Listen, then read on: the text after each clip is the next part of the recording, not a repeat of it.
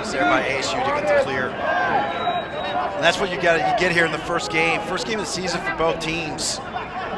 You know, first game jitters, I'm sure, definitely out there, especially for some of the young guys. You got Bartle in the cage. It's his first year starting for the Devils. New players from both sides, so you know, got to make sure that everybody gets a touch, everybody gets relaxed, and then they just go off and do the things that they know how to do. Finn Wells testing out his defender there. There comes Carrasco with a righty alley dodge, looking inside, good skip pass, great look to Beecham. Like that overhand shot. Seeing a lot of overhand shots right now. Good look inside, good out of bounds play, Beecham. Good composure. Didn't have the shot off the initial feed from Wells, took his time, composed himself and got a better angle. Just fortunately got checked there towards the, right before he took the shot. Devils are in a 2-2-2 right now. Carrasco's taking the shorty. I like to think that he's going to have the green light against the shorty all game long. Good look there, great save. Got a flag down. Looks like it's going to go against Oregon State. Great save by Widmer.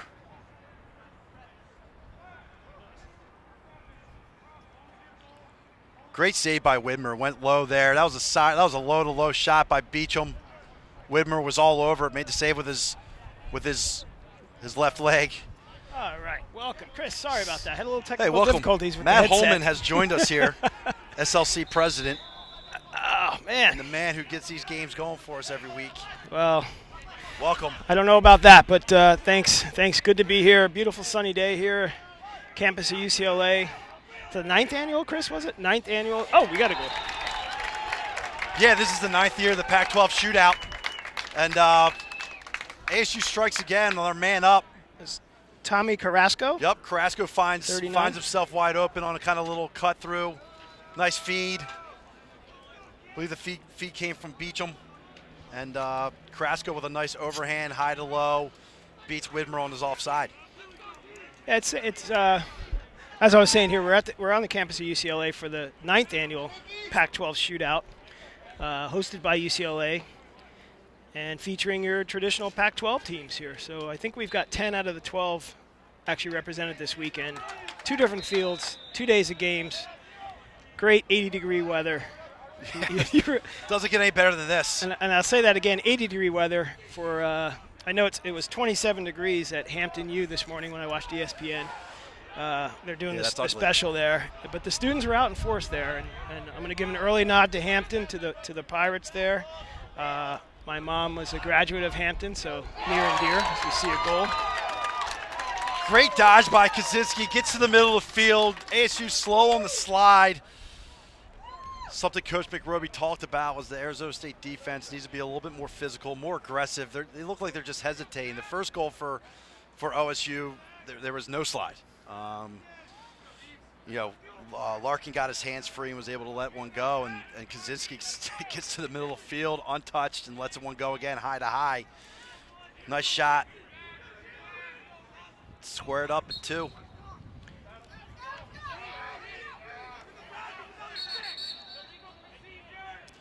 The 9:30 mark, 9:30, and we already got 4 goals here, Chris. You see this pace continuing for this game? You know what? I think it's probably up to how the guys take care of the ball. I mean, I think if you're Oregon State, you have 2 goals off your 6-on-6 offense, so you have to feel pretty comfortable right now when your first midfield's out there. Arizona State has 2 goals. One's off the face-off, one's off man-up, so they don't have a 6-on-6 goal.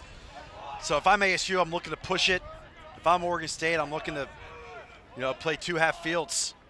And here's Kaczynski. Obviously, he's got a lot of confidence after his last goal, but there's ASU being physical. And that's exactly what Coach McRoby was talking about. You got to be physical, slide to the body. Don't let these guys get their hands free. Good decision by Beecham. I think if he's were to feed someone, force a feed or force a shot, Coach McRoby's not going to be happy about that. So take their time, take the air of the ball, be patient. And their first midfield's out here again. It's about, you got Archie, Beecham, and Carrasco. They've been out here a good amount. Still got Rhett, Marthins, and Wells. And Marthins is a kid that I'm definitely looking forward to watching and seeing how he does today. He's got to assert himself a little bit more here. Kind of standing still, not moving around, kind of just watching, and needs to be more part of the play. There's a quick whistle. Good job by both sides to get back into the hole for the ASU Sun Devils, and Oregon State was ready to go once that whistle blew. So good job for both teams being prepared on the quick whistle. One thing, Chris, I'll notice, or everyone will notice today, is these two teams, top 15, number 12, number 5 in the MCLA, they're going to be playing fast. Those whistles are going to blow and they're ready to go. There's no dilly-dally, no jaw, and they don't care. The whistle blows, it's their ball, they're picking it up, ready to go. We have veterans. You also have veterans, guys that put in a lot of minutes on game day for both sides, and so that leadership has obviously shown itself in the preseason practices. There's an unforced error right there. Good look, but Perkins got to handle it. Mitchell Drake picks it up. Easy clear for the Sun Devils. Gets the ball over to his Jeff Sanchez, D-Mitty for the Devils. But, I look at this as being a great game to start off, both team seasons. Right. And, both coaches are still trying to figure it out. Coach Stelling had a great year last year, going 12-1 with Oregon State. This is Coach McRoby's first year as the head coach at ASU, and so one of the fastest quarters, folks, and we're going to be right back with more SLC Game of the Week action.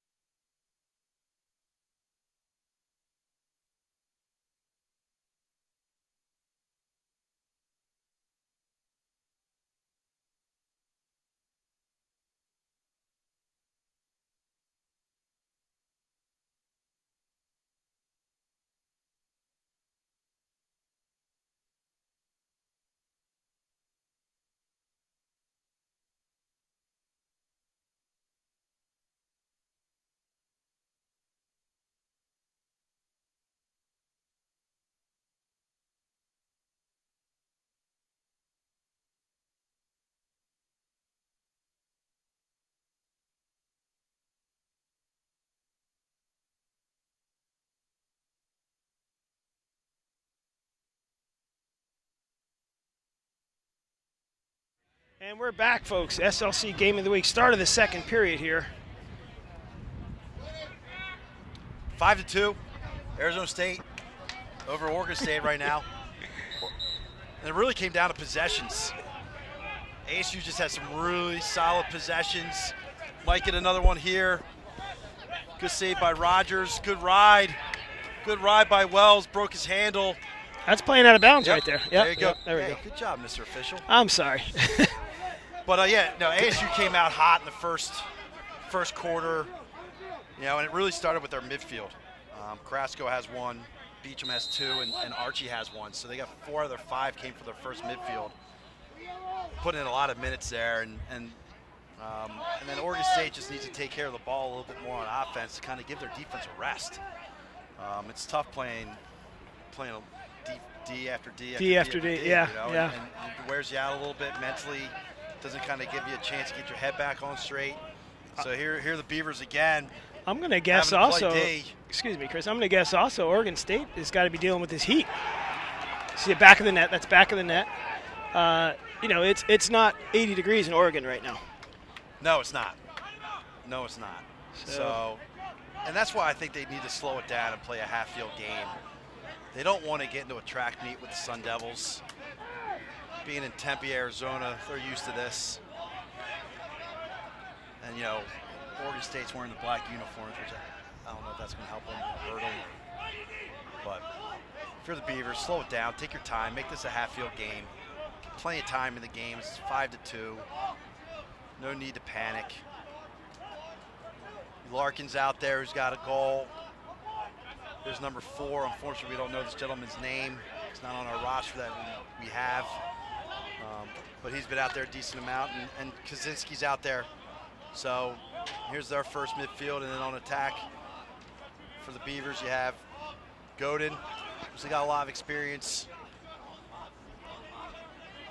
You have number 9, Perkins. And it looks like number 7 would be Gruen.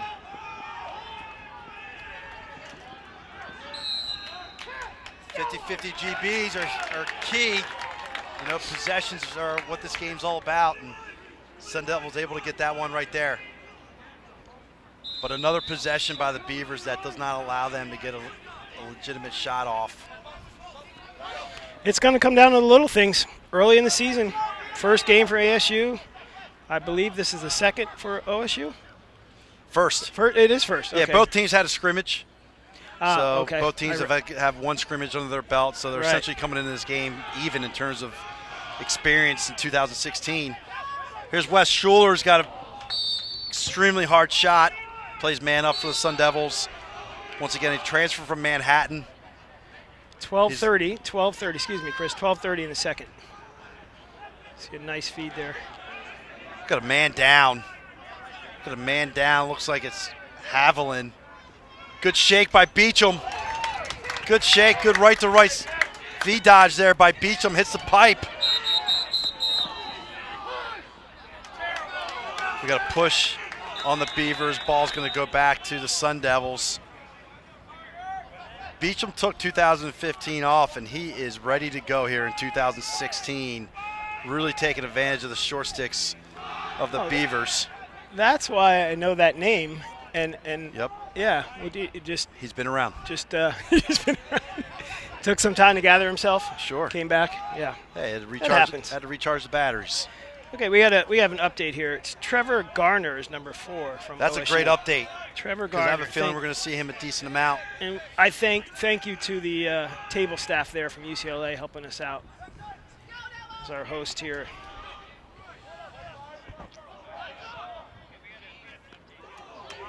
Force of a shot. I don't mind the dodge. I like the aggressive dodge, but make sure you got the angle. Widmer makes that save with his chest protector. Hit him right between the 1 and the 2. And now the Beavers get their stop, and now they got to get a clear going. Way to leg it out. Legged it out by Roach. Here's one of their captains. Way to come to the ball. Good job coming to the ball by Gruen. Wow, great ride. You got to get in the box. Well, I think there's a timeout.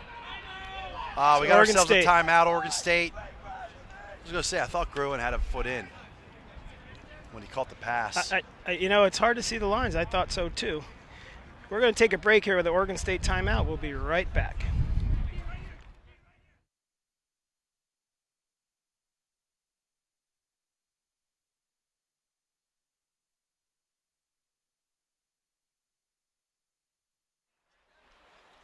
Thanks to our game sponsor today, the Alex Archie Foundation.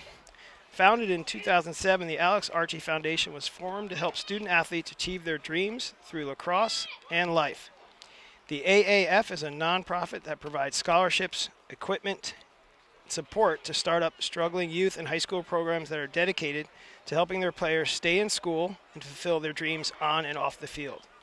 For more information or ways you can help, please check out their website at www.alexarchiefoundation.com.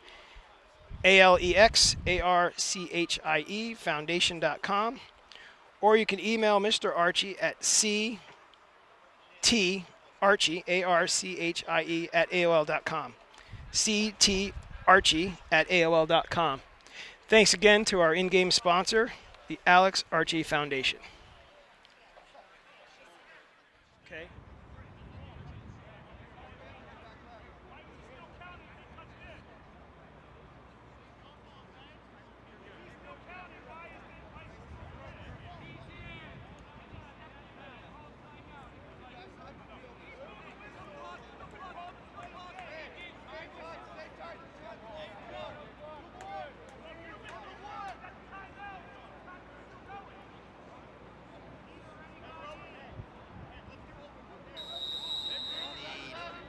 A good possession here, down 5-2. A little bit slower of a quarter than we had in the first, and I think that favors the Beavers. Looks like they're going to come run a play. There's the look to Larkin, who's already got one. Great pressure by Sanchez. And Campbell's able to come up with a loose ball. Get the ball to Bartle in the cage, and here's an easy clear. Easy clear for Sanchez. Not a lot of pressure on that ride from Oregon State today. No, and look, I mean, that's, once again, you're, first game of the year, you're still trying to figure it out. Right. You might not have everything in the way you want it, so you go with a basic package, kind of concede different aspects of the game, and hope that it doesn't come back and to get you at the 9:50 to go. 9:50 to go in the second. Good save there by Widmer. He's going to get his confidence up. He's made 2 saves in a row now. And maybe that's the reason why, we don't have any goals here in the second quarter. I mean, look, he's a big leader of this team.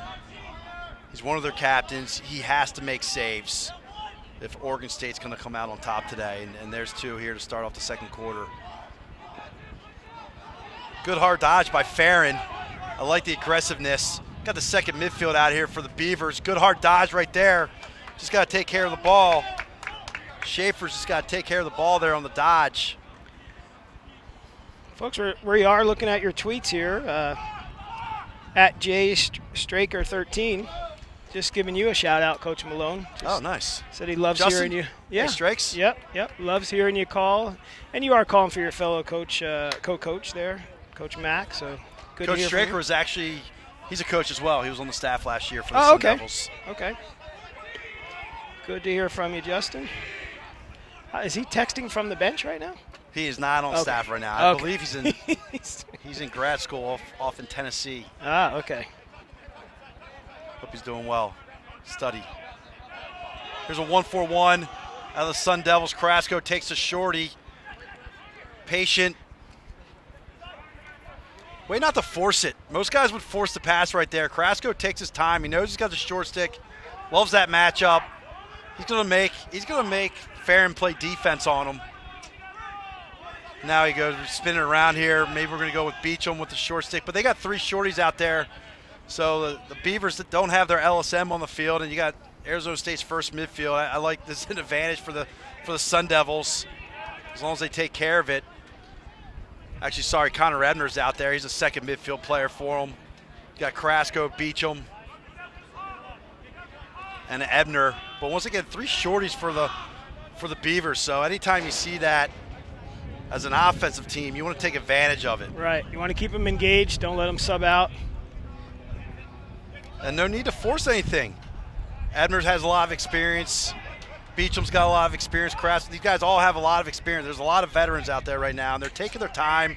Something that the Beavers aren't doing on their offensive end that you're seeing, out of the Sun Devils. Just being patient, taking advantage of the matchups. Surprised we did not see a flag there. Seemed like a pretty high hit right into Marthin's chin. I kind of like it. Surprised there was no call. Well, I these days. thought it was going to be a hold call, and then I kind of changed my mind halfway through it. Unforced error. Yep, unforced error there by Rogers. Throws it over, but Finn Wells needs to move his feet. Got to adjust. Make that pass. Make that passing lane bigger. Kind of standing still, flat-footed. Move your feet. I think Rogers probably could have put the ball in a better spot, but 6:50 to go here in the second. 6:50. There's another high shot. Beautiful shot by number 28, Schaefer. Nikki Schaefer, sophomore out of Sherwood High School, Sherwood, Oregon. Yeah, he had 68 ground balls for him last year. Not many points, and he's on their second midfield. Obviously had experience last year, and now they're letting him go. And he was playing defense down there. That was a great stop. Great stop for the Beavers. They go in transition, and they beat Bartle high. That's the third one that they've beaten them high. Bartle seems to be dipping his stick a little bit. But here we are at 5-3. Much needed goal by the Beavers. 6:42, 5-3. Oregon trails, 6:42 in the second. SLC game of the week. Mathian at the X going up against Levin. Mathian wins the draw for the Devils. Got a war call. Boy, he just shoved him down. Easy call. Easy call to make for the officials. Sanchez gives him palms up. Good GB by Roach. I thought Zach Long should have had it. Here comes Roach. Good shot. Great save. Great save by Bartle. I'm really liking what we're seeing out of Roach. Good athletic, strong, good stick. Smart play, too. Smart play. Push the cage. You didn't have anything. No one's picking you up right away. Well, they had some success 6-on-6 early in the first quarter. Not a whole lot here in the second quarter. You know, I think the Sun Devils defense, who's young, came out a little slow. They've kind of regrouped here. They're playing a little bit more physical, playing more as a group. So if you're Roach, you got an opportunity to go to the goal. Go to the goal. You're gonna go, yeah, you're gonna go. Here's the second midfielder, McLaughlin, for the Beavers. Schaefer's still out there. Oh, we just have a slip. Yeah, lost his footing there. It's a dry turf, but ASU gives it right back. GB goes right out of bounds. It's pretty dry out, folks. I mean, 80 degrees in February. And yes, we did get a lot of rain a few weeks back, but it dried up pretty quick. You can see the dry spots right in front of the cage. Second midfield for the Beavers. Schaefer's field. It goes high again. Offside high. Back-to-back goals. That was the same spot as that last goal. He's got his spot dialed in. Great score at the 5:30 mark in the second. And you know, that doesn't happen. That doesn't happen if the Sun Devils can pick up the ground ball behind the goal. Yeah, ASU down one. I think it was Cole Campbell who missed it. You can't give teams second chances. You just can't do it. I think it was an ASU timeout if I heard correctly, but the official signaled so quick we couldn't catch him. We're going to go ahead and take a break.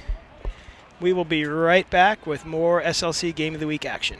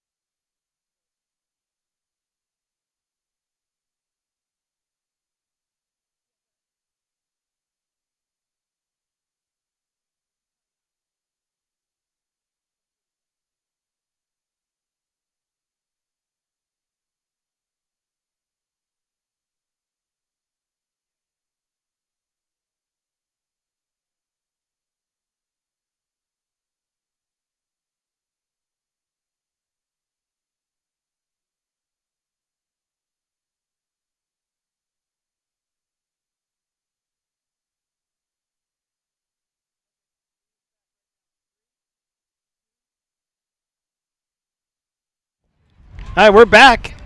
Coming out of that timeout. Oregon State down 5-4. 5:08 in the second period to go here. Number 12 Oregon State, Chris, and number 5 ASU. Yeah, we got ourselves a great one. You know, two top 15 teams going at it. First game of the year for both squads. And fans are definitely getting their money's worth. And here's Mathian. Pushes it forward. It's the second time he's gone forward. First time he found Finn Wells for a goal. This time he decides to take the shot. Just misses wide. But, no, this is a great one. I think both teams have used their timeouts wisely. I think Coach Stelling with the Beavers, his last timeout was key. Calmed his guys down. I think they just that first game jitters, right, a little nervous, and now they've calmed themselves down and realized, hey, we could play with this team, and Widmer's made some saves that's allowed them to get back in the game. So great end line to end line action here. And you got to think this is kind of a big stage to play your first game on. After a successful year, we've probably got close to 200 fans here. And no, that doesn't sound like a lot, but it is when you're talking early February, first year of the game, Oregon State. I've got just as many Oregon State fans traveled down and in from wherever they came to match the ASU crowd. So it's a good situation here. Just a great day for lacrosse. Yeah, great atmosphere. Good lacrosse. I'm liking the way. Granted, Arizona State has not scored a goal here in the second quarter, but the play just seems to be better. It's not as sloppy as the first quarter was. Both teams have settled in here. And here we go with the Sun Devils coming out of their timeout. Moving the ball around, letting their defense get a breather, and just being patient and going after the short sticks and really trying to get an advantage from the midfield. And there's Widmer with another save. That's his third save of the second quarter. That's a good, strong save right there and a quick outlet. Yeah, I think that's what he wanted to do on Henry Archie's goal in the first quarter. That kind of snuck by him, and that right now is the difference in the game in terms of the score. So Widmer has definitely settled in, and here's a guy who had a 65% save. Oregon State trails, and we'll be right back with the SLC Game of the Week action.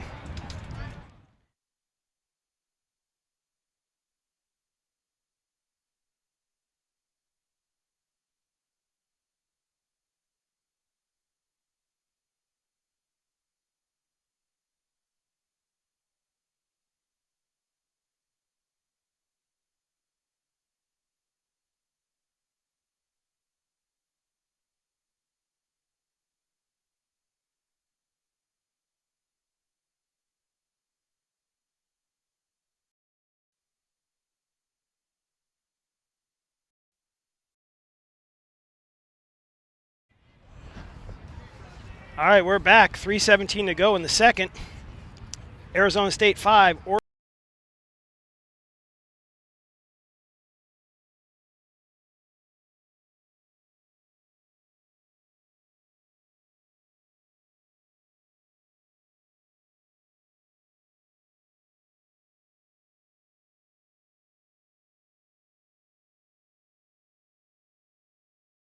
Zach Long for the Sun Devils calls a turnover. I don't know if that was laziness by Godin or a strong play by Long, but that was a quick turnover. Let's go with hustle. Let's go with hustle.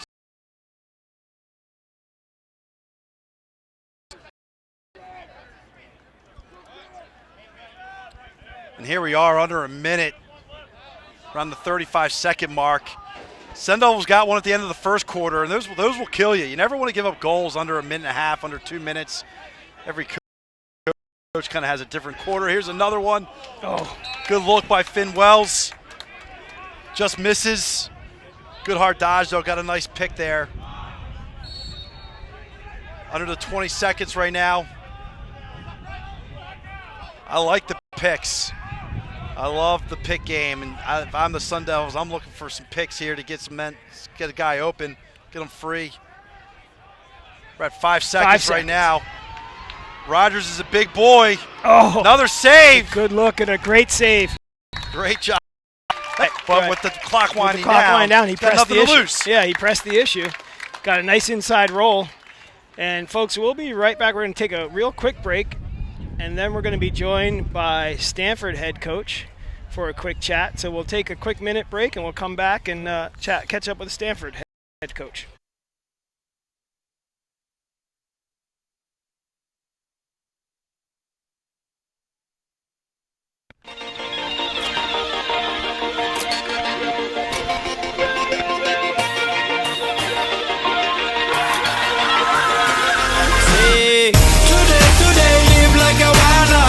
Yesterday burn and do it in a fire, in a fire, in a fire. Fight like a warrior.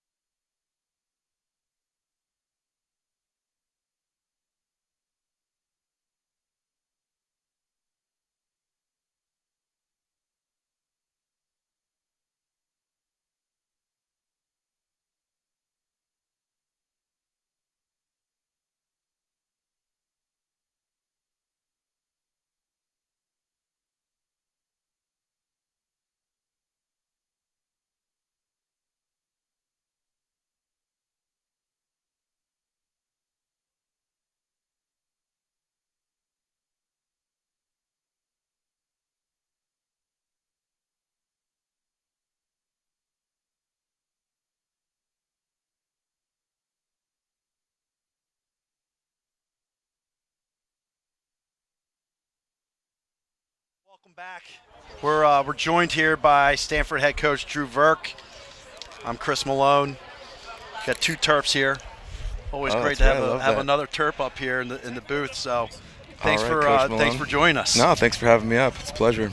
So last year you have a great win against BYU in the first round of the MCLA tournament, and I think that's probably how many times you've been there now?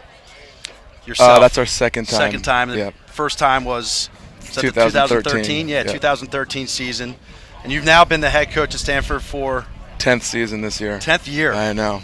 It's getting there. You're an old man. Feel it. Feel good though. I feel like I'm in my prime. You got to be the oldest. That's got to be the longest tenured coach in the. Is there someone else in the WCLL that's got longer than you? I'm sure there's a few guys out there. There's some old guys. Mark Lee might have had you until he stopped this year at Cal Poly. Maybe Mickey Miles. I think Mark was 7 or 8, maybe 8, 9. So 10 years at Stanford. You came off. You won the conference last year. Big win against BYU. This year you're 2-0. You had a nice win today. You had a good win against the Gauchos last weekend. What are you looking at? What are you liking from your guys so far, and what are some things you think you can improve on?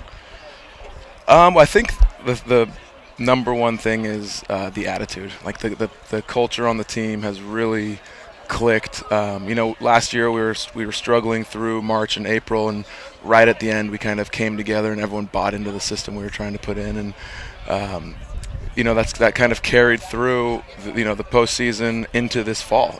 Guys came out training hard, super hungry, and it's great. It's great for culture when the freshmen show up and they see these guys who are motivated and want to work out and want to train and calling each other out. So I think that normally our program, from my standpoint, we've always been very slow to come out of the gates. The first few games are learning and just quick pace learning out of the gates from the first game.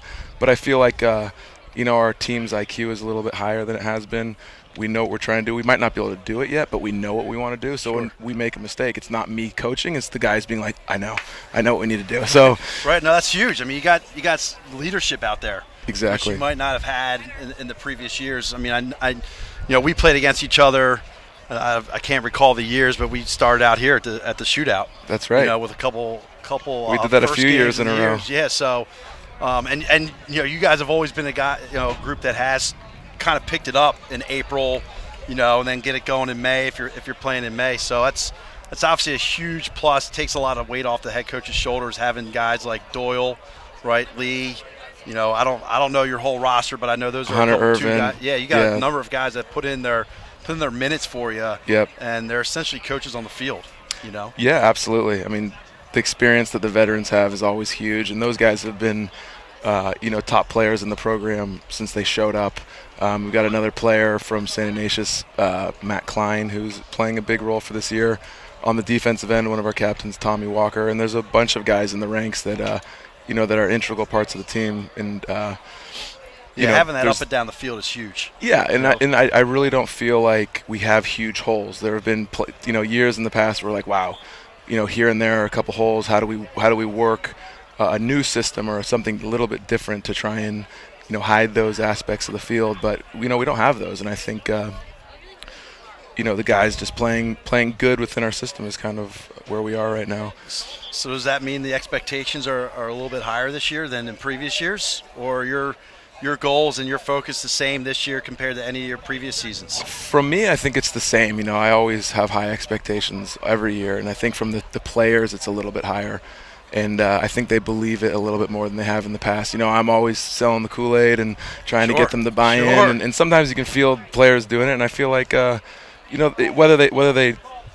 we have it or not, they want it. And that's important to have that hunger to train hard and work hard. And I mean, one of the reasons I was telling them after the game today, one of the reasons that I stick with this program is that we've never given up. Like, we could be down, we could be up.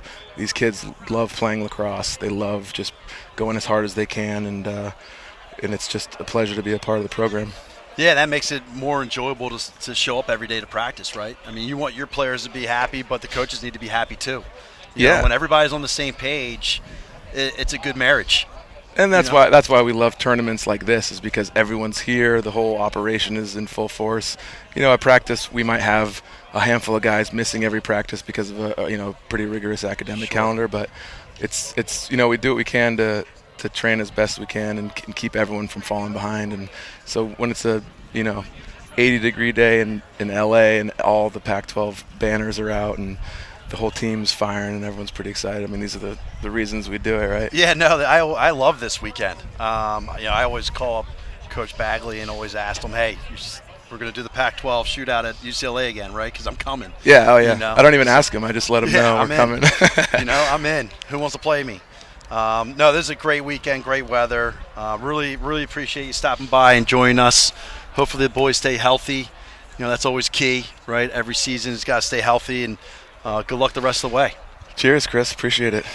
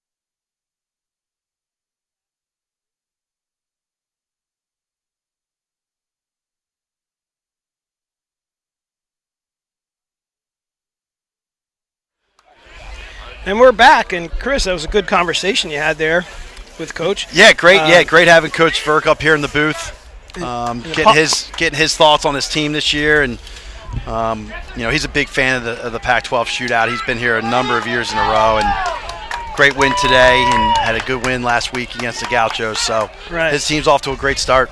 Apologize for the hiccup with the audio, but we got 95% of that. But little start. 95 is better than 0, right? Yeah, little bump in the beginning. That's okay. And again, big thanks to TVX Video.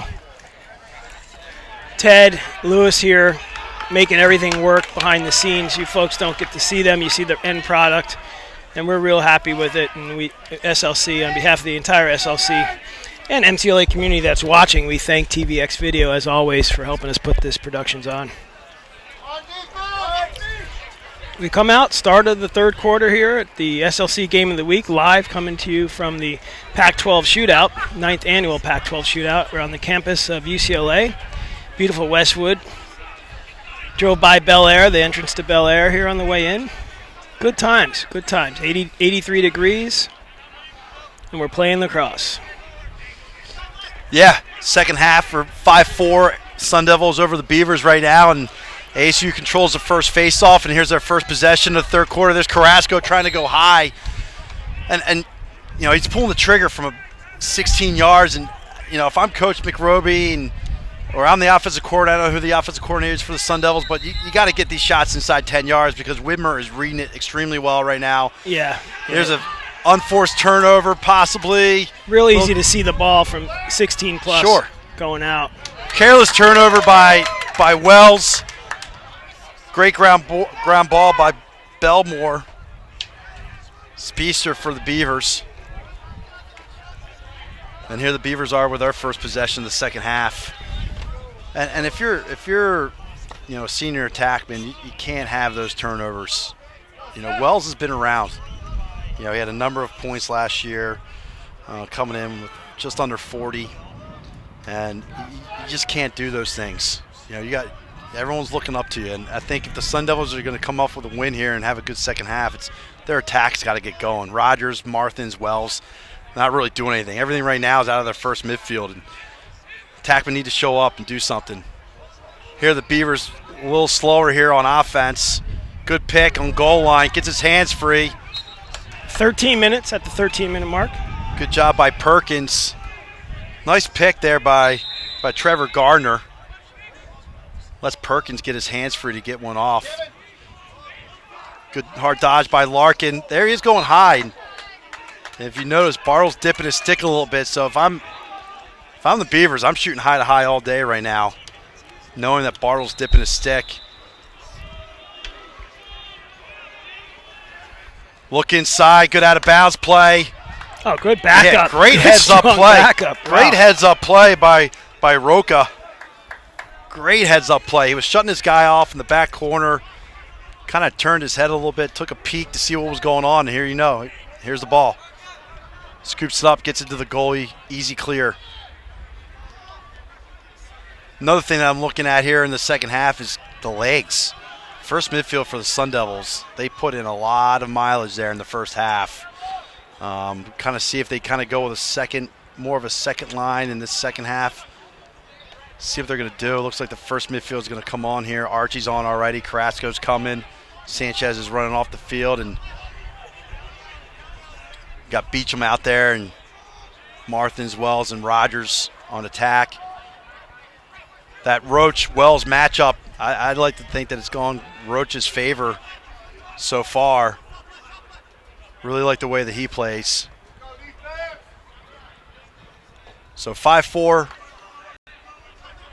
Sun Devils over Oregon State right now. We're here in the third quarter. Second possession for the Sun Devils in the third quarter by Beecham against Kaczynski, but he's tough.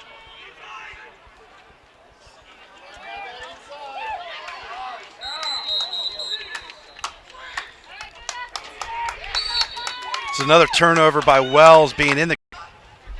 Can't go into the crease, though, and you can't force it. You got to be patient. The Sun Devils were moving the ball around there, taking their time. But unfortunately right now I'm seeing a lot of guys standing and not a lot of off-ball movement. Got to move off the ball. Got to be active. Make your D guy defend you, whether you have it or you don't. Do not stand still and watch. Do not stand still and watch. Move and move and move and move. Coach, I think you're saying it's a participation sport. It's a team sport for sure. Got to move your feet. Here we got a carry there by 41 Jamie Squires, if I said it right. Senior midi out of West Lynn High School.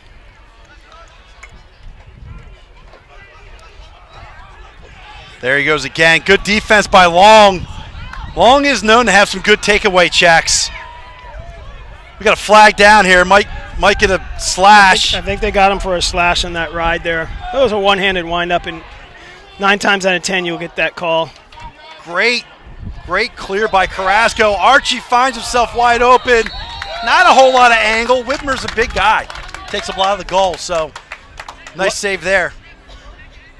We do have a slash, yes. Sun Devils are 1 for 1 on man up.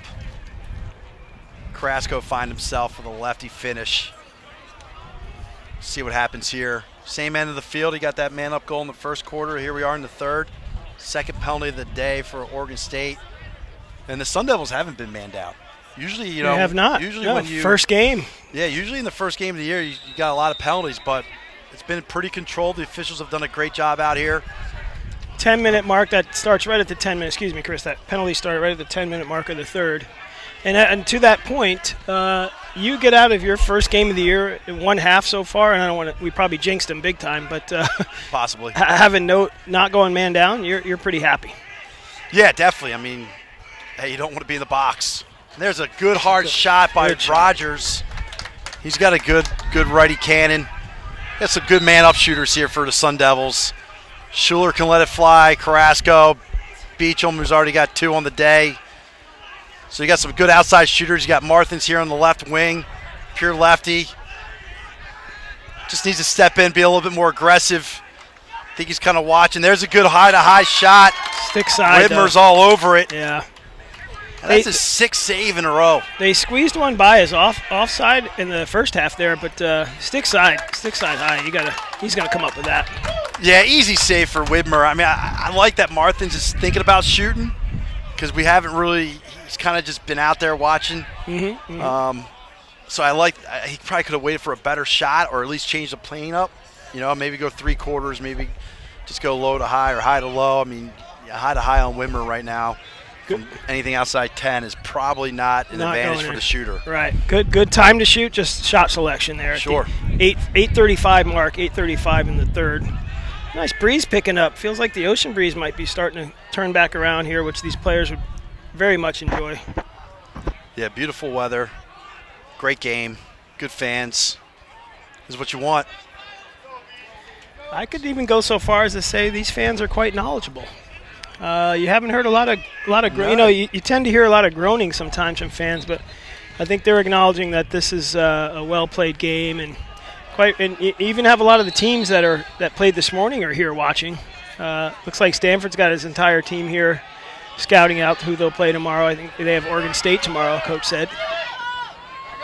And there's Long again getting the ball on the ground. Once again, he's a very good.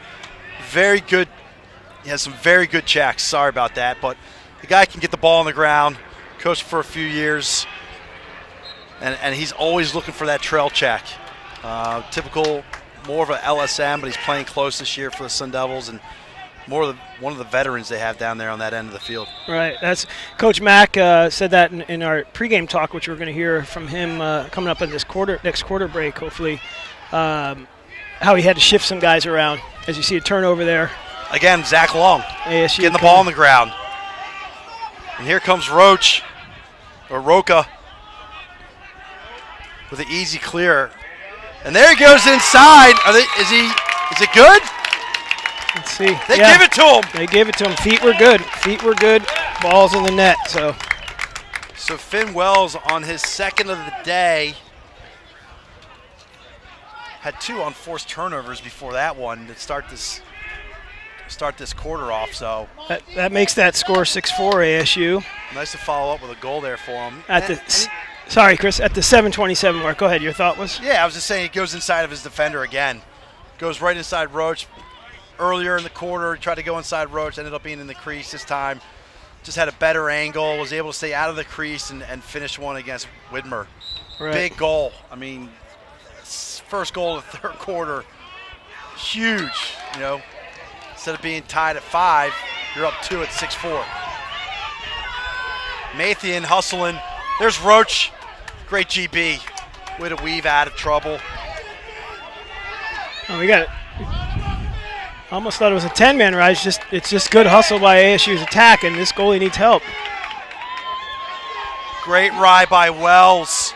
The clock's still against them now. Great job by Wells. I think Trevor Gardner gets a gold star in my book. That goalie, he could have lost his cool there, and he kept control of the ball.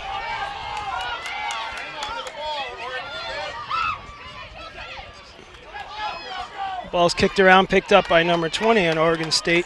Yeah, Cody Hendry. Getting a little sloppy right now. Probably want to see OSU slow it down. They got to get that pull off. Get your 6-0 guys on. Get a possession here. Jennings, good-sized kid. Like the matchup.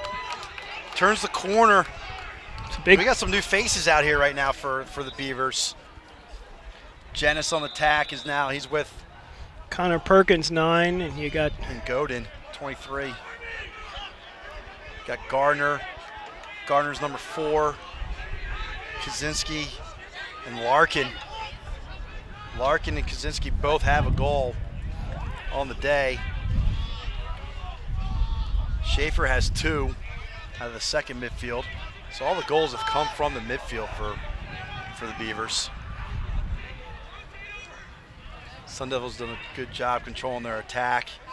Good D by Mitchell Drake. Good ball moved by the Beavers, and here's a shot by Kaczynski. He's got a good right-handed rip right there. Good.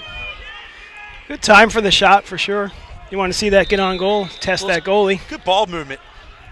You know, This is what OSU needed right now. Yeah, it's a good possession. Little possession. No question about it. Great possession, moving the ball. Everyone's getting a touch.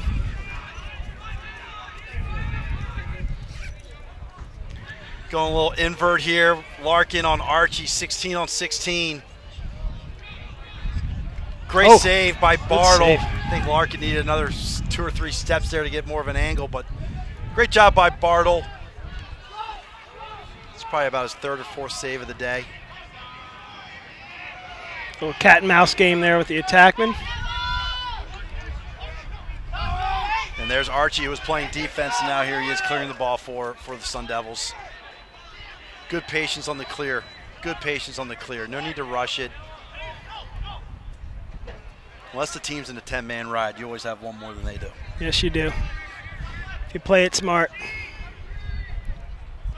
First midfield's out here for, well, it looks like they're going to go to the second midfield. Beecham's out there with number 44. Wanarak. Freshman, and Carrasco's out there as well. So it looks like you got Beecham and Carrasco and Archie who kind of rotate around. You're always going to see one of them out there, if not 2. And then they float a second midfielder in there. It's a good look. It's a great look at an even better save. Good look by Carrasco. Nick Winmer. Wow, good hustle over on the sideline from Belmore. He got that? Oh, Belmore got it. Yeah. Yep. And Coach Stelling he said he's one of his favorite guys. Just an absolute workhorse, and you saw it right there. And you saw the graphic there, folks, that Good hustle. you can Good hustle by Martins. We got good action here. You can reach us on Twitter at any time at SLC Lacrosse. Matt Holman here alongside Chris Malone with your SLC Game of the Week, coming to you live from the Pac-12 Challenge, or Shootout, excuse me, Pac-12 Shootout, hosted by UCLA Lacrosse. Great day for lacrosse. Got number 4 or number 5 ASU against number 12 Oregon State University. Oregon State's in black. ASU is in their Sun Devil gold. It's been good action. Sun Devils got out early, putting up 5 in the first quarter. Since then, they've only given up 1, and Widmer's been the big reason why. And they've settled themselves down. The Beavers are taking more time on offense, not forcing the issue, waiting for the good shot. And here we go, and there's a one right there. It's a great take. That's a good shot. Great goal by McLaughlin. It's his first of the day. Good. First of the year. First of the year. Let's go with first of the year. The 3:09 mark of the third period. 3:09 mark of the third period. And we'd like to say hello to, or a shout out, to number 33 on OSU. From, it looks like your mom, Jane Jarman. Yep, because that's Roy Jarman. Saying hi to Roy. Hey, Roy. So she said, Coach Thanks Malone, for checking in. Coach Malone, please give Roy a hug for me after the game. I don't know if that's going to happen, Jane, but I'll let Coach Stelling. I'll let Coach Stelling give him a hug for me. Could be strange not knowing who I am. We got it looks like an Arizona State timeout here. We're going to take a quick break, and we will be right back to live action after this message.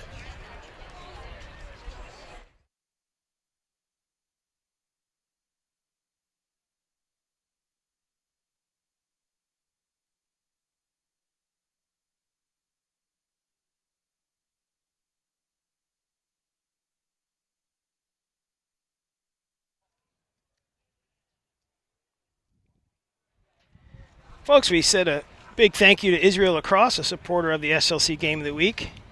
Team Israel is looking for Jewish lacrosse players who are ages 18 to 26 to participate in the 3rd annual lacrosse birthright trip this June.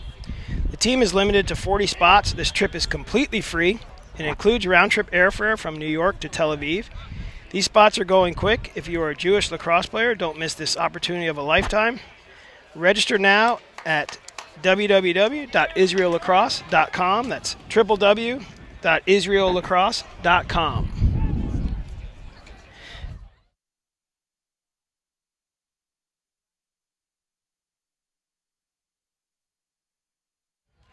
And we're back, and folks, I got to give a special shout out to my friends here from City Lax, an LA-based program here. They want to say hi to you. 2, 3. No, come on, you guys, come on. Give me some heart. Is it Lex or lacrosse? Come on, smile, smile, smiles. I want to see smiles. 1, 2, 3.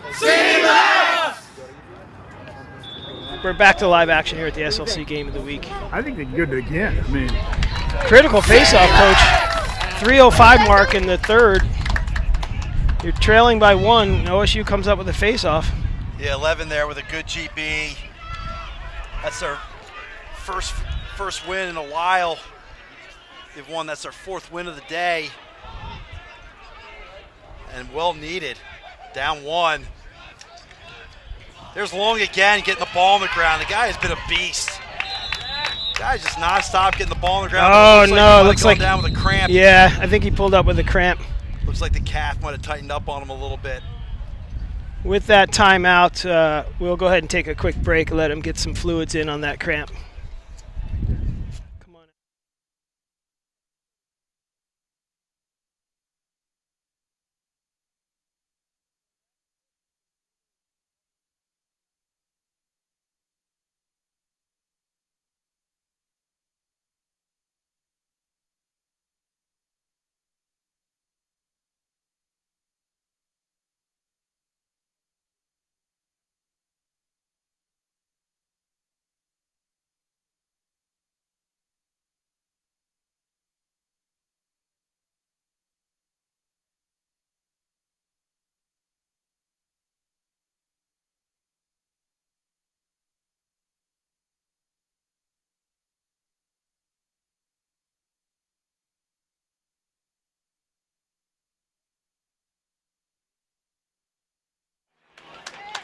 We're back here like we thought, Coach.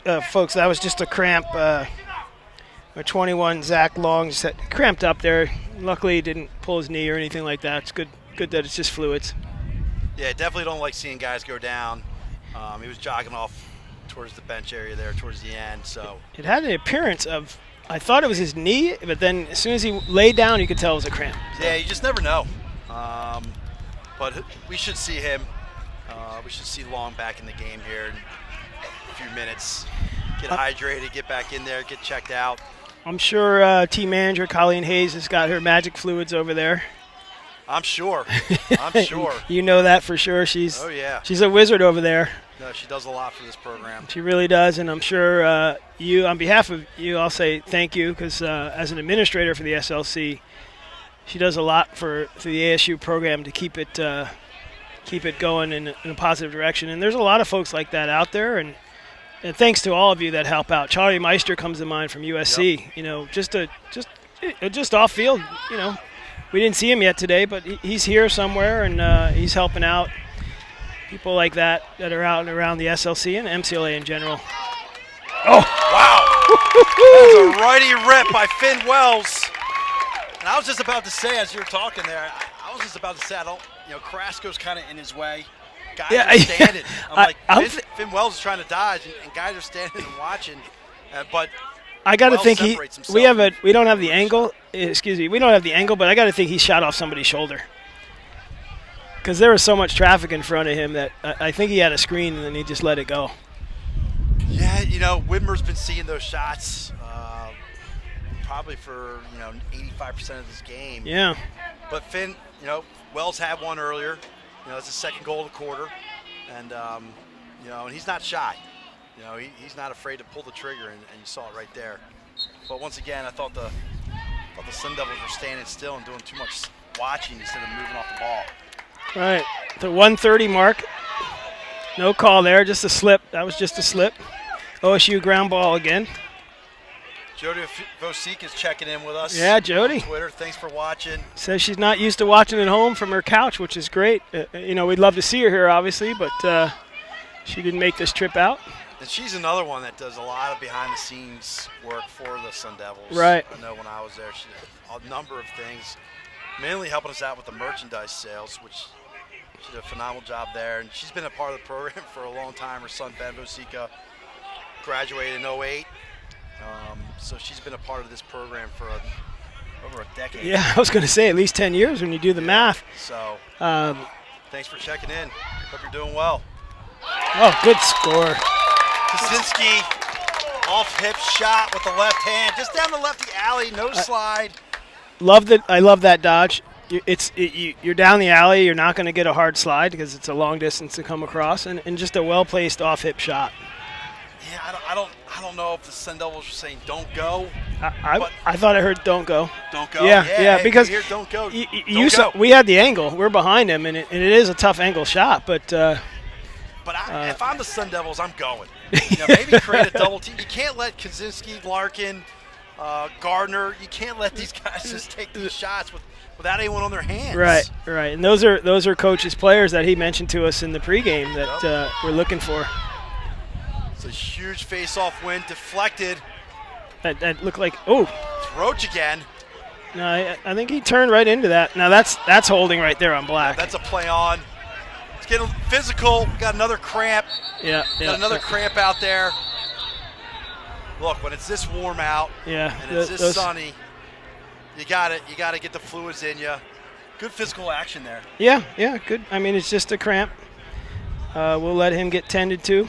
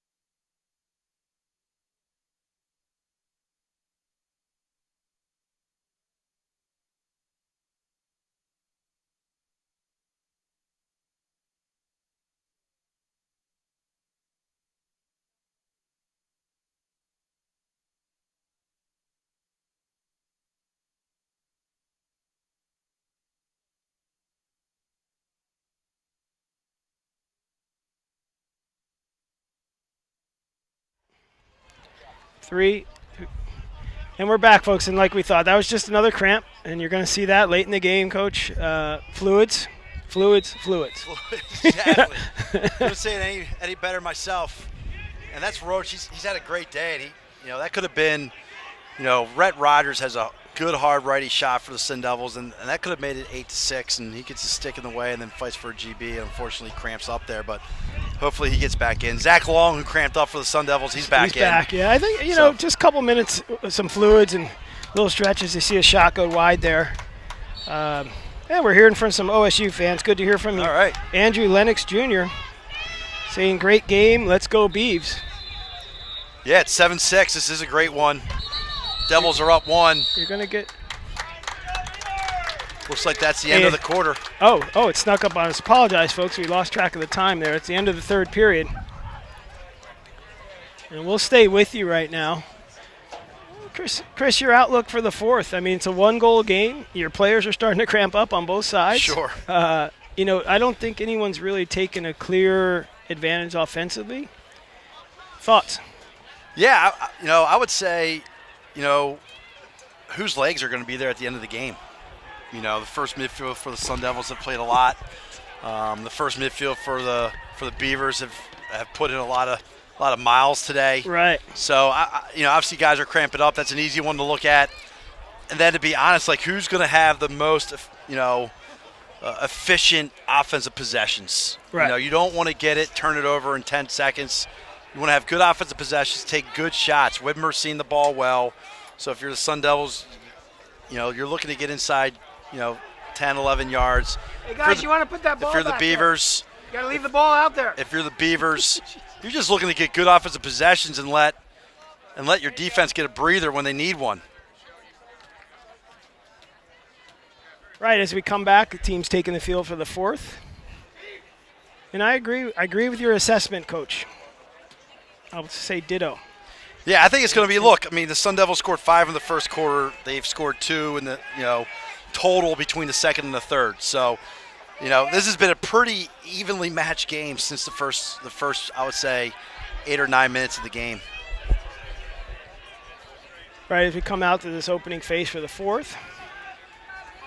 Can't see that. That's You got Mathian. Jansen Levin. Yeah, Levin for the Beavers and Mathian for the Sun Devils. They've been going head-to-head today. Sun Devils have the edge at the face-off They win another position. one. They get another one there. That looked pretty easy. Mathian's done pretty well pushing the ball forward, but kind of just kept it simple there. Just went back to senior captain Henry Archie. And you saw the clip earlier, folks. That is the younger brother of the Archie family. One of our game sponsors today. We thank them for their support. The AlexArchieFoundation.com. Check them out. They're doing great things for teams that are in areas where they're keeping players on the field and keeping them in school. And Chris, you had the pleasure of coaching Henry there. As you see a shot just go over the shoulder of the goalie. Oh, yeah, great young man. Does everything you ask him to do, puts in the time before and after practice. And, you know, started off early in his career as a D midi, taking wings on the faceoffs. Now he's getting some offensive runs and got some runs last year. And, yeah, one of those kids that, you know, if you had 40 of them, you're a happy you do man. Pretty well, yeah. And I like what you said there about you're a freshman. You might have been all everything at your high school, but you come onto a team, the coach puts you in a role, and that's what they're called, players. They're called roles. They want you to fulfill it.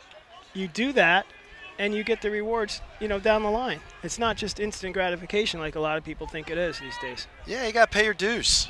That's life. That is life, folks, and lacrosse is a game of life. And if, as coaches and leaders, we can impart some life lessons, we've done our job. Yeah, and, you know, Henry's going to be good to go. I believe he's actually going to grad school. Don't know where, but he'll do well in grad school. And then once he gets out of that program, he'll do well. That's good. Good, great parents, raised him well, and great kid to coach. There's a good hard shot by Rhett Rogers again. Keep calling these guys by their full name because I know them pretty well. You're so quick. I look down the roster, and you've already got the last name out, and you're on to the next play. Oh, I've been studying. Well, I We don't appreciate do this full time. We do not but do this full time, folks. I do. As you see, a good shot there. Widmer with a hell of a save. Yeah, he's going to be the key to this game here coming down for OSU. That, and you're going on, folks, is a 2.5-minute possession so far. You know, and as an attackman for the Beavers, when you're not seeing the ball that much, you get antsy. You know, you get antsy. It's going to be key for these guys down here to take their time. And if they get it, yeah, I mean, just because you haven't touched the ball in 5 minutes means you got to shoot it right away or force a feed. So Sun Devils do a great job and it's only taking care of the ball, and the Beavers are going to have to do the same when they get it. Right, and it's only a one-goal game at the 12:30 mark. Sure. Nice look inside. Great look by Carrasco. He actually had Beecham was open on the far side. He had Finn Wells open on the near side. Fortunately, Wells took his eyes off the ball there. Great dodge by Carrasco. Taking advantage of the short stick matchup. But he has to be running out of gas. Yeah. You know, he has to be. There's a pick down low for Rogers. Big boy gets inside. Boy, he just used his size. You read my mind there, Coach. I mean, he just used his size. And I think the key to that dodge is he came up high enough, too, to execute that inside roll. Where he didn't have a slide that could get there. He sealed him off with his big backside, and he's got a nice, easy high-low shot. You know, just dipped it right in there.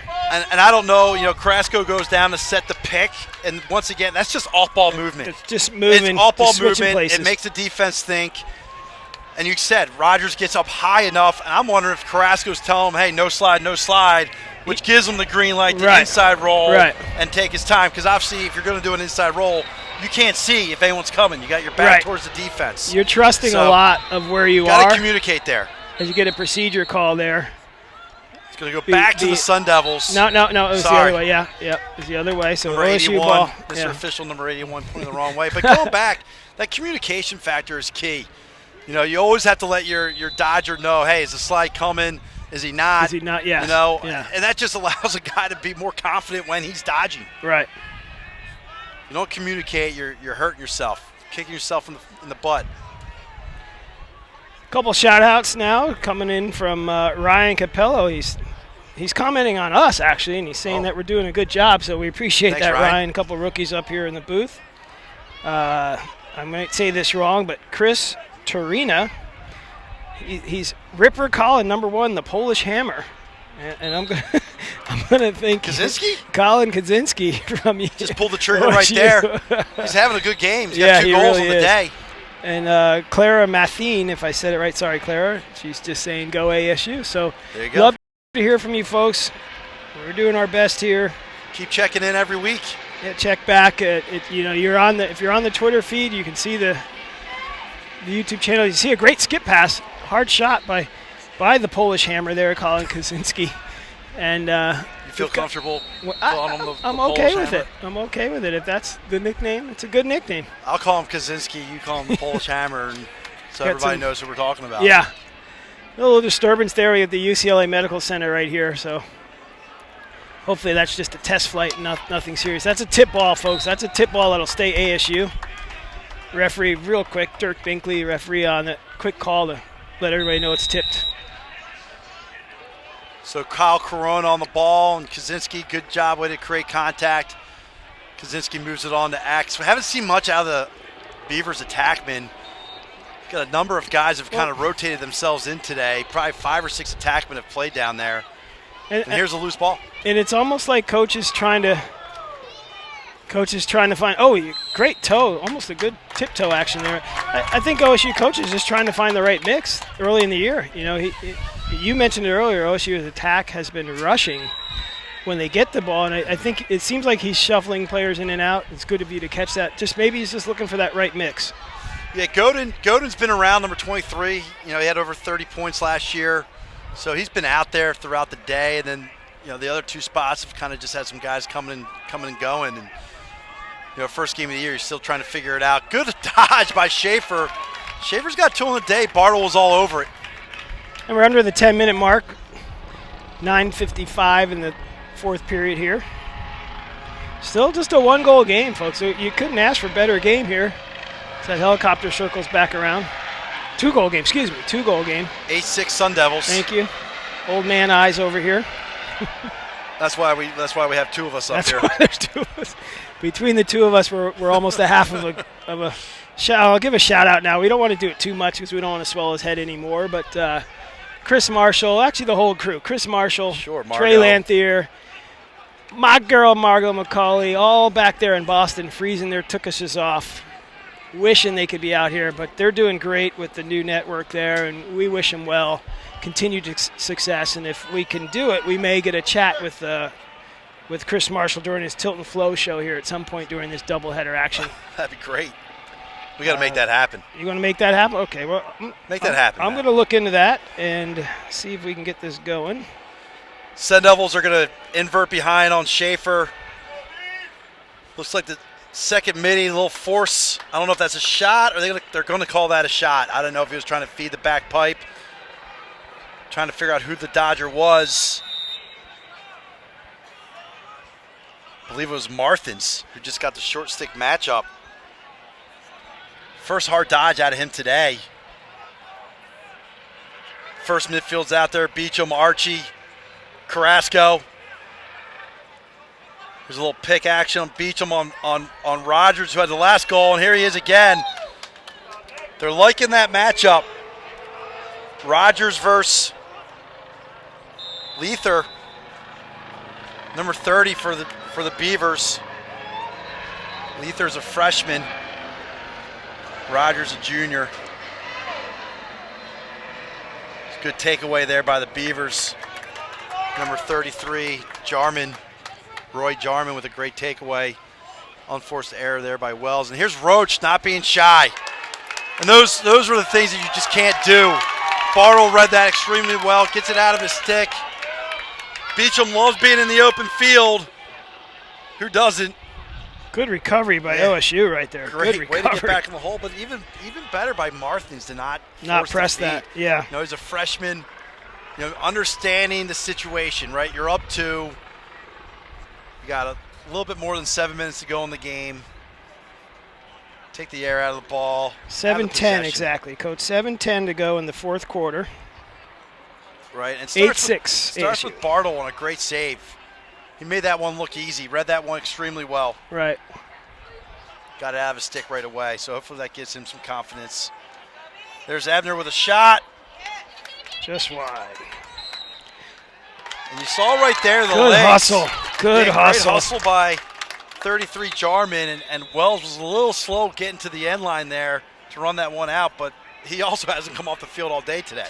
Right. So you wonder, with all the possessions that ASU has had, how much energy do these Arizona State attackmen have? How much energy does their first midfield have? I mean, this is gut check time, right? 8-6, first game of the season. You're playing the number 12 team in the country, right? And you got to get the win. And I think you just touched on something, folks. You can see the benches when we pan by. ASU is 50 deep and OSU is 45 deep. But early in the year, you're running with your big horses, and especially it's a 2-goal game. That doesn't hurt either. But you've got to get your starters off first, and then get your seconds, your thirds in when you can. So that's why I think we're seeing a lot of these guys over and over. Both teams have been similar. I mean, first midfield for both teams have played a lot. There's Kaczynski with a high shot, just missing. Oh, good hustle by Sanchez, just being behind the Oregon State attackman. Larkin took a shot earlier. So both teams are really heavy with their first midfield. And it's really been both midfield units kind of going at each other. All the goals. Looks like we got another player kind of slow to get up. Yeah, they're waving him on. So we'll take a quick break here, folks. We will be right back with more SLC Game of the Week action coming to you live from the Pac-12 shootout. Excuse me, I keep saying challenge. Pac-12 shootout. And we'll be back after these messages from our dedicated game sponsors.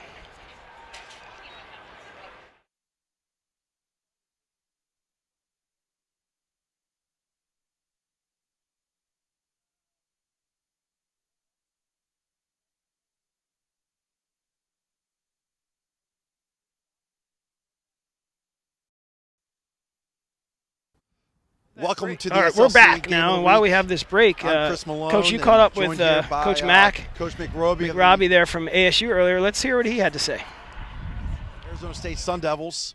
Coach Mack, as I will refer to you as, since we've coached together for about 4 or 5 years in good old Tempe, Arizona. First game as a head coach. First game as a head coach. What are you thinking? I'm thinking big shoes to fill. I'm thinking, have I prepared the guys the right way? Have I gotten all my knowledge and I've been able to express my knowledge and stuff to the kids so that way they can go out there and perform? It's always good to open up with a win because then the people don't judge you as much and they start buying in the system a little bit more. Yeah, obviously taking over the program, but being a former assistant coach for a number of years and now being the head coach, you talk about getting that first W. You're playing Oregon State, who last season under Coach Stelling went 12-1, won the conference, made it to the MCLA tournament with an automatic bid. Have you been able to watch any film on Oregon State to get ready for this game? Yeah, we did watch some film. We watched last year's MCLA game against Cal Poly, their game against Oregon in the regular season last year. But again, go. And we're back, and we had to cut that short. Sorry, folks, but good stuff from Coach Mack. Yeah. And it's good to see. He was, as you said in the interview there, you guys were co-coach, or he's your assistant for a number of years, and I've known him for a number of years, coached against him. And it's good that he was able to step up and he had the time, and the timing was right for him personally to take over the squad and keep that consistency going. Yeah, look, he's an alum. He's been part of the Sun Devil lacrosse family for, I don't. Now don't make him decades. too old now. I know, Don't make him too old. Be careful here. I want to say, he's probably in his 40s. Well, he 20 plus years. He's a couple years younger than me, so that's all we'll say there, right? You can no say numbers. 40s. Yeah. Sure. So no, it's great to have him back and great to be able to catch up with him. Wow. Beautiful shot. Beautiful shot. McLaughlin. I have Kayleen Stowe. 3? Coach, you got the wrong roster, Coach. Oh my goodness. I was able to catch up with Coach Stelling during the week. We got and some he number gave me some changes. number changes. Yeah, the old number change. That's McLaughlin, JR. That's his second of the day, which is needed there. Brings the Beavers within one. Just over that left shoulder of Bartle seems to kind of be the spot where the Beavers are picking them apart.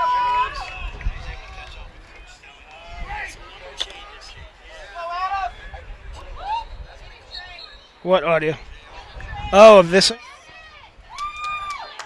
Face-off win, Belmore with a GB. Oh, you.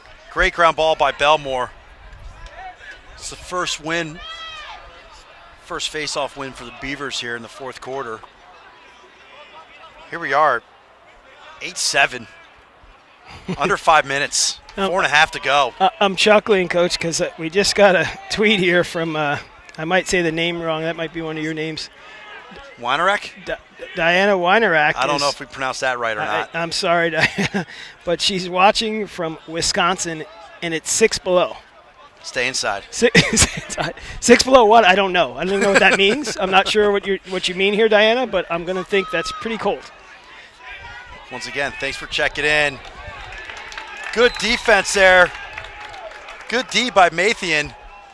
Coach McRoby has mentioned that he loves the way Mathian plays defense. He loves the way he faces off. Does his jobs extremely well. You talked about roles earlier here in the broadcast, and he knows his roles, and he does them extremely well, forcing the turnover there. That's a huge turnover. Down one, less than 4 minutes to go in this game. You got to make a defensive stop, and there you go. There you go, yeah. And here's Sanchez, the other D-midi, who's been doing a great job all game. At the 3:40 mark of the fourth, folks, one goal game. Coach Malone, if ASU scores right here, you owe Bad Luck Hurt a meatball sub. And if they don't, oh, there you go. Oh, they do, and they do. Finn Wells. Finn Wells answers the meatball sub call. He must have saw that. He read it. I think Finn Wells with his fourth of the day.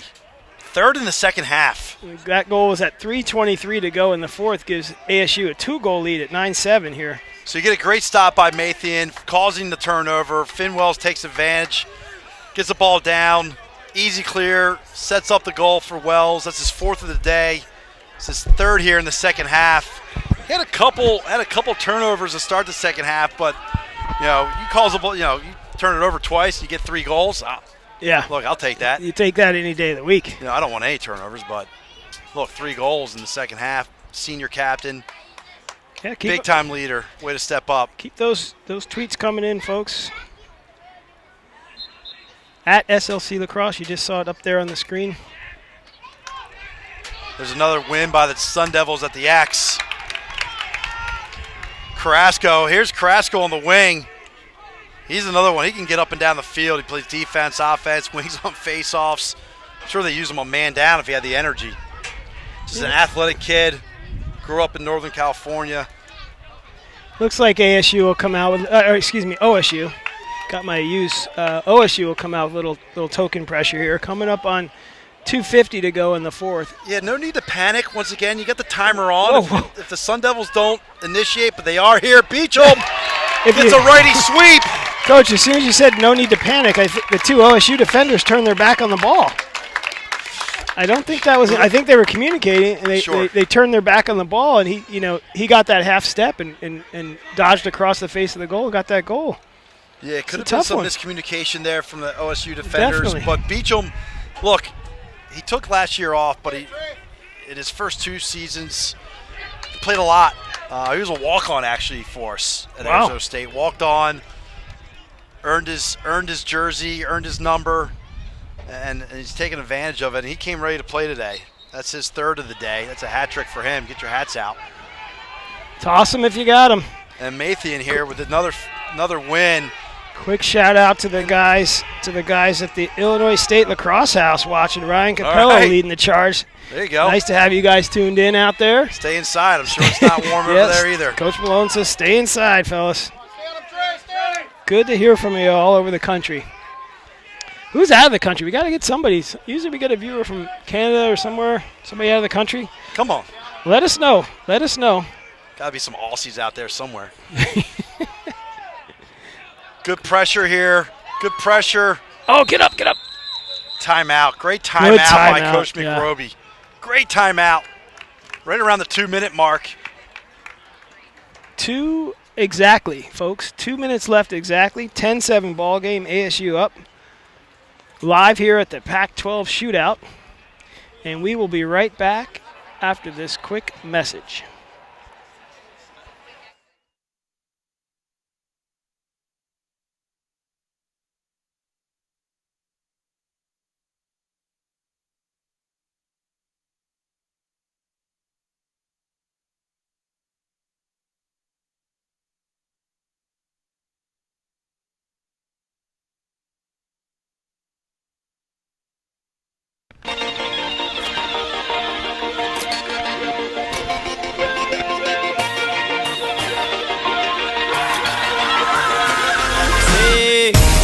Today live like I wanna.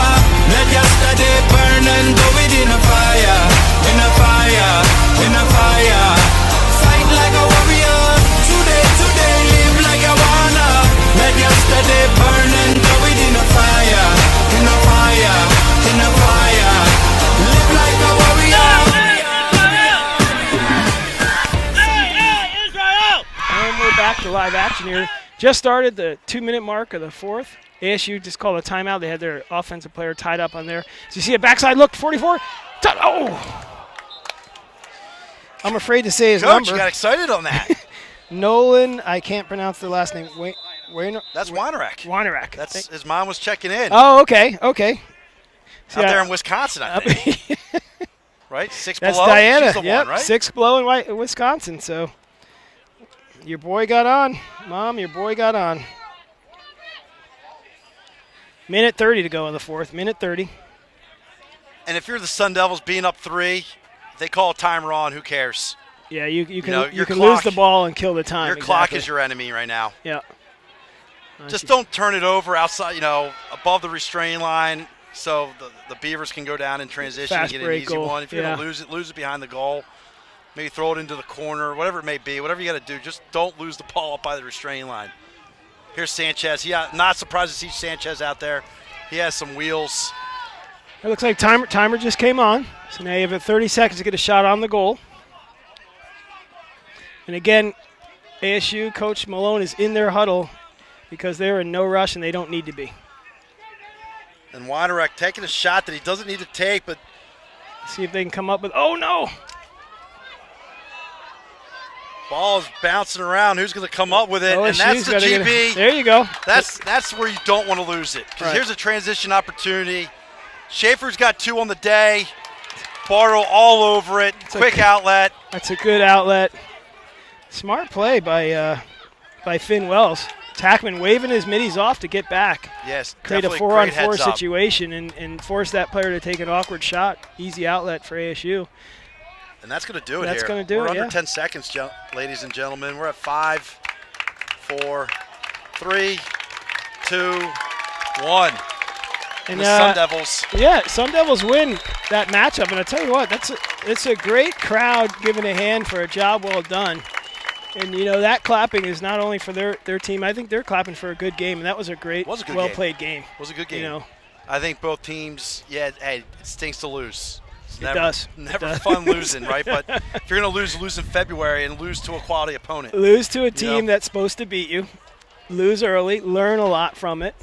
And, they've got to turn it around and play again tomorrow. So we're going to talk more with a few coaches that are here at the Pac-12 shootout and give you some game insights right after this message from our dedicated Crossover sponsors and our intelligence for friends here that are lacrosse helping can us put help these you win productions more on. games We'll and be make right smarter back. use of your prep time. We break down and stat your game film for you, giving you searchable clips, advanced statistics, shot charts, and other valuable insight that you can access from any PC or mobile device. In as little as 12 hours after you upload your video, each play will become its own video clip, allowing you to search the footage for any event or player. Here we'll take a look at all the turnovers we forced in the fourth quarter. You can use custom tags to label events in your own terminology, such as your EMO plays or slide packages. Not only will you be able to search directly for those clips, but our platform will do the calculations and tell you which plays are achieving the best results. Make film sessions more engaging by telestrating on your clips, adding them to a playlist, and sharing everything with your players or assistant coaches. You can also exchange film with conference opponents or other teams in your league with just a few clicks of a button. We'll even give you an interactive shot chart that lets you visualize where you are generating your scoring chances or giving up your goals. Filter by goals, saves, missed shots, and specific players. Then click on any shot to watch the corresponding video. Together, we'll make you more efficient in the film room and more prepared on the field. Coach smarter and win more games this season. That's the crossover effect. Crossover intelligence. And we're back post-game. ASU with the victory over number 12 OSU. Great job. And Chris, your immediate thoughts on the game? First things that stand out is I thought it was a great goal play by Widmer from the Beavers. And once both teams got settled down, this was a really solid game. I expect to see both teams. Wouldn't be surprised to see both teams playing in the national championship tournament in May. But just, I thought the Sun Devils kind of scoring 5 goals there in the first quarter just gave them the edge. It was 5-2 at the end of 1, and then Sun Devils only scored 5. Sun Devils only scored 5 there for the remaining 3 quarters. So I thought it was pretty evenly matched. Great game, and both teams, even though the Beavers lost, they should be feeling pretty good about themselves because I was pretty impressed with some of their players and their overall performance. So great job by both coaches, both teams, and we look forward to seeing how they do the rest of the way. We are now joined here by USC head coach Adam Gettleman. Adam, how you doing, man? I'm doing well. Thanks for having me up here. Yeah, Good to see you, Chris. Thanks. Yeah, man. Thanks for joining in here. Obviously, a big weekend here with the Pac-12 at the Pac-12 shootout, and you're brand new here, first year head coach at USC. Yes. How's it going so far? It's been great and an unbelievable experience so far, and from day one, it's been really positive, and I think the kids have been taken to it. And we're working hard. We're starting to establish a little bit of what we're trying to do as an identity as a team, and we'll see. Starting tomorrow against your old guys, we'll see what we look like against a team out there that looked really sharp. Yeah, well, the Beavers probably helped you out there a little bit. You know, getting up and down. I mean, that was a battle the whole way. So yes, some of those guys. I mean, I was looking at Wells, number 3 for the Sun Devils. He looked a little gassed there, even though he was able to put 3 goals in the second half. But yeah, definitely be a good test. And you had a great test on, was it Thursday night against Utah? Yes. Tell us about that one. Quite a challenge for us, I think. Coming out on a Thursday night and doing some traveling within the city against those guys, they came out well prepared, and I think our guys, have now learned. You can't let your emotions overwhelm your behavior, and I think being a team now, having that opportunity to, learn from that game, I think is going to help us down the road. At least it's happening early in a game that's out of our conference, and sure. Sometimes you have to take those tough lessons and build on them and not let them kind of carry themselves out. So we'll be all right. I think we take some positives out of that game, being able to come back 2 goals with 30 seconds left, knowing that we wouldn't quit on it, and some of the discipline things that we learned from that game, I think we'll carry with us as we move forward here. And that's key. I think young guys. You've been around. You've coached at Harvard. Now you're here at USC. Being a head coach myself, I mean, young guys, they look at the W's and the L's, where the coaches really have to look at like, all right, well, even though we lost, we still did some things pretty well, right? And we got to continue to do those things well. And, here are the areas where we're struggling, and we got to pick those up as well. So, early on in the season, like you said, it's an out-of-conference game, so it's not going to hurt you in conference, right? And I don't know what the goals are for your team, but, you bringing up those points, that's huge, because it's one day at a time, one area of the game at a time, and hopefully, at the end of February, now you say, all right, hey guys, now we're playing the way I always thought we could play. I always used to tell coaches, I know we had Coach Burke up here earlier, and I would call him up and say, hey, you want to play this year? And he was like, I don't know about my team. I said, look, play me in February, right? Because I'm still learning my guys. I'm still trying to figure it out. If we're going to lose, you're probably got a better chance of beating us in February than March, April, or May. So so good for you to recognize those things. And you mentioned you got the Sun Devils tomorrow, and you played Washington State today. Yes. Right? What was that score? I believe it was pretty. Yeah, it ended up pretty big margin. 20-0 in the final score. So able to get some fresh legs in there. So you guys should be fresh tomorrow. Yeah, we should be all right. Sun Devils are going back and getting their ice baths right now. Yeah, I'm hoping my guys are doing something similar to that. Well, hey, early on, good schedule. Right? Yeah. I don't know what the rest of the schedule looks like. I don't have it in front of me. But, look, you had a great game Thursday night against Utah. Hey, you want to bounce back from that. Why not play one of the top 5 teams in the MCLA? Yeah, I think it's a great opportunity, especially this first week of the season. We're playing 4 games in 7 days. So for our guys, getting a lot of pure game experience and getting out there and going against an uncommon opponent, I think is really, really crucial for us in terms of developing what we're looking for system-wise on offense and defense. It's all new to these guys. The terminology is new, and to put that into play in a live setting is going to be very fruitful for us moving forward. And especially looking at tomorrow, what a legacy you left behind with that group. They come out, they round the corner. You just know that's a special group and a special program. Yep. And you left some awesome characteristics behind in terms of. They come out and they're huddling up. They're emotional. They're energetic, and yeah. That's what you want out of a group, especially in MCLA. It was really, really cool to see that, and I think now that we know that's going to happen, I think we'll be more prepared for it. Look, but they'll be ready to go. I mean, yeah. They have some. You saw Beecham, Archie, Wells. I mean, there's a number of guys on the offensive end that are experienced, and it's good for your guys to see that as well. So. Mm-hmm. You just got to match that intensity, right? And that mental part of being an athlete. Yeah. So I'm going to leave you with one question here. You're an assistant coach at Harvard for a few years. Now you're a head coach, right? For everyone listening, whether it's a high school player, college player, whoever it may be, what are some of the differences from going from an assistant coach to the head coach that you didn't realize, or for anyone out there trying to be a head coach at any level, what are some tips for them before they get into that position? I think the organization piece is very crucial. Having all your guys on the same page, for whether it's your players and your staff, all understanding kind of what you're looking for, and having a philosophy in place that you can use as pillars for your program and the foundations there. But also, for me, I think having the chance to be an assistant and learning some things at that role, and now moving on to being a head coach, is ultimately having tremendous trust in your assistants. I've been lucky enough to work with 2 guys that I've gotten to know. Matt Chris and Ted Hosper are both guys who come from tremendous pedigrees, and letting those guys do their thing on their side of the ball, and me handling the overall team, and not focusing so much on one side of the ball, and letting them make decisions, whether it's personnel or schematically, and trusting their gut, and allowing those guys to let their instincts make plays for them and their calls on the side of the ball.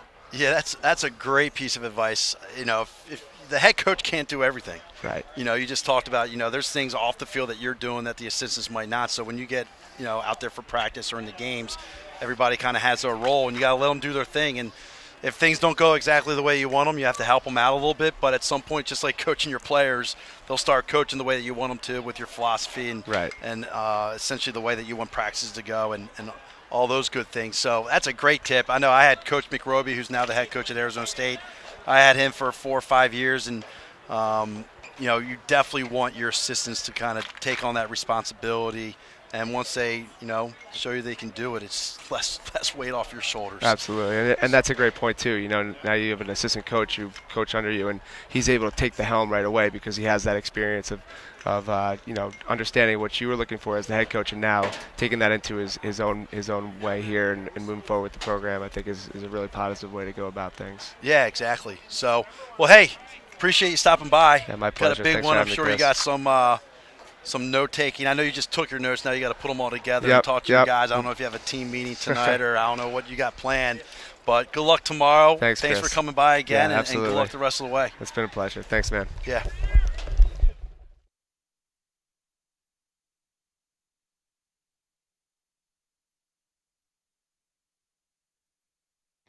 Jordan McIntosh, captain for the Georgia Swarm play for the Rochester Rattlers, and I play for the Canadian national team, and I work for Driven.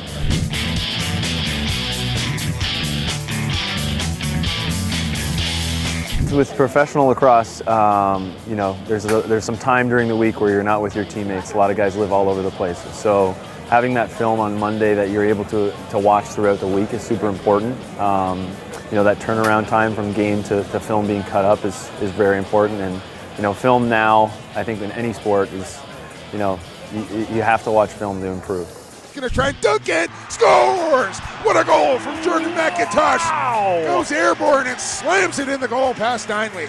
So usually what we do is we get in, you know, 2 nights before the game, we practice, and then the next day is we usually spend about an hour devoted to film, split between the offense and the defense. So you'll have some guys that'll watch both, some guys will just watch the defense. We'll go through our personal game from last week, and then we'll go through our opponent's game from last week and talk about, you know, tendencies of offensive players, tendencies of their goalie. We'll show the shot charts of our last game, their last game. So it gets pretty complex the day before a game. Behind the goal, the dunk shot from McIntosh, he puts it in. Usually we play on Saturdays, so Mondays they'll send out a message in our team app, Driven, with the film, and then any reels that they create throughout the week, they'll send out to us through the Driven app. We can open it through the app on our phone, watch all our clips, you know, while we're mobile, whether we're traveling or at home. So it makes a really efficient and easy way to get all the film from last week. There's McIntosh, swings a one-arm pass behind his back, finds Corbin Tao. I think now with the film study and crossover, it's kind of second nature for most guys in both leagues. You know, most of the teams that you're going to be playing on are using it, and it's just such a huge advantage to be able to watch yourself and watch your opponent before a game to hopefully beat them. Jordan McIntosh led all NLL transition players in points and goals. Obviously, in the World Championships, you're playing games pretty much every day. So the ability to have film from the night before or the day before, that next day was pretty amazing. We were able to do those film study sessions before our games. Again, looking at the tendencies of the team we're playing and looking at what we did wrong and right in the game before. But the turnaround time was amazing. It was very efficient and helped us win a gold medal.